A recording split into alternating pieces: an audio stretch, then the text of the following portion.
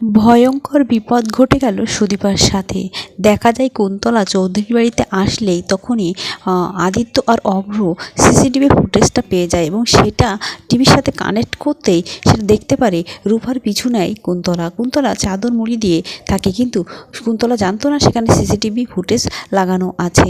তাই কুন্তলা চাদরটার যখন মুখ থেকে সরায় তখন সবার সামনে স্পষ্ট হয়ে যায় তার মুখটা। সবাই জিজ্ঞাসা করে, কে আপনি?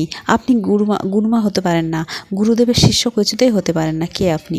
তখনই দেখা যায় কুন্তলা বুঝতে পারে যে আমার পর্দা ফাঁস হয়ে গেছে, এখন নিজেকে বাঁচিয়ে এখান থেকে পালাতে হবে। তাই সে তার ব্যাগ থেকে একটা বন্দুক আদিত্যর বড়মার দিকে ধরে। সুদীপা বড়মাকে বাঁচানোর জন্য সে একটা বুদ্ধি করে, বলে আপনি আমাকে নিয়ে যান, আমাকে নিয়ে তো সমস্যা, বড়মাকে ছেড়ে দিন।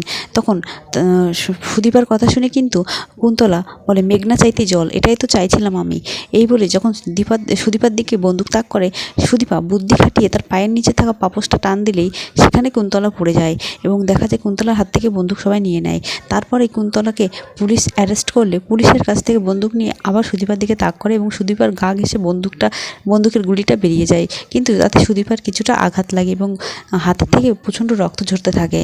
তো বন্ধুরা, অনুরাগের ছোঁয়া সিরিয়ালে পরবর্তী কী হতে চলেছে সেটা জানতে হলে অবশ্যই আমার চ্যানেলটি সাবস্ক্রাইব করে আমার পাশে থাকবে। ধন্যবাদ।